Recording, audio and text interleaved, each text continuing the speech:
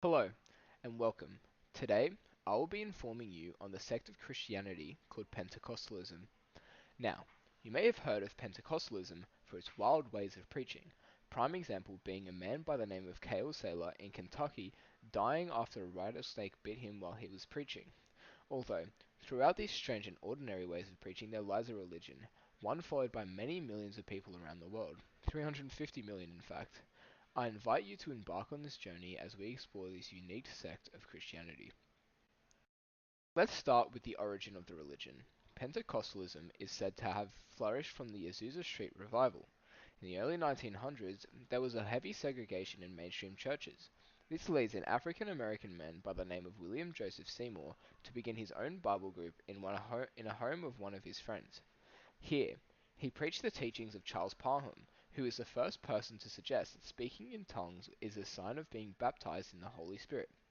I can assume if you don't know much about religion, you are unfamiliar with the term speaking in tongues, which I will now explain. The term speaking in tongues refers to the book of Acts 2 in the New Testament in the Bible, which coincidentally Seymour was preaching, and it describes the act of talking in sounds that cannot be identified as real words in any language. So, now that you're familiar with the context, I will continue. He preached at the friend's home for a while before relocating to another house. This house, however, seemed to start gifting people with the ability to speak in tongues, which through Seymour's teaching was a sign of the Holy Spirit. This present did not stop there. There had been people who claimed to be knocked over off their feet by the presence of the Holy Spirit. And you know how earlier I mentioned the segregation in mainstream churches forced him to begin his own Bible group? This group had spread through all ethnicities, and the presence of the Holy Spirit was felt by people no matter where they came from or what they looked like. As word spread of what was happening, there were massive crowds of people that came to come and witness this phenomenon. Because of this situation, they rented out an old apartment building that was run down. This building was on 312 Azusa Street, hence the name Azusa Street Revival. This is believed to be the origins of the Pentecost sect of Christianity, and the teachings are still followed today. A study in the US concluded that about 62% of all Pentecostals have experienced a divine event, whether it be speaking in tongue or divine healing. This is how the religion of Pentecostalism started and how it's continuing to preach and thrive in our current society. Now that the origins are out of the way, let's talk about the religion itself. As a sect of Christianity, there are very many similarities between Pentecostalism and other sects. They all follow the same doctrines. These doctrines being the following: the deity of Christ, belief that Jesus is God; salvation by grace, belief that all people sin and Jesus' death on the cross paid off the sins of mankind; the resurrection of Christ, belief in Jesus rising out of his tomb; monotheism, only believing in one God, which is the Lord, and the Holy Trinity, the Father, the Son, and the Holy Spirit. However, after the events at the Azusa Street Revival, the Pentecostals heavily placed their belief in the Trinity and nothing else, basing all beliefs on the nature of God. They believe this so heavily that they reject any scientific theory that tries to prove the creation of Earth, placing all their faith in the book of Genesis and Genesis only. An example of this happening is the theory of natural selection.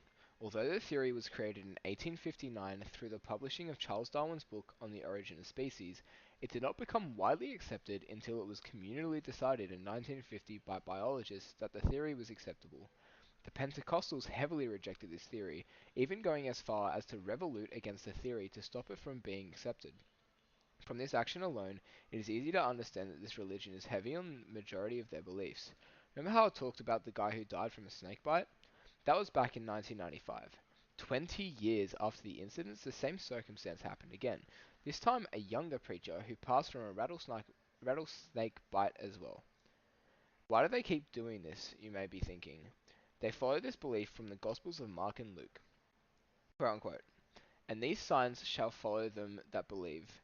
In my name shall they cast out devils, they shall speak with new tongues, they shall take up serpents, and if they drink any deadly thing, it shall not hurt them.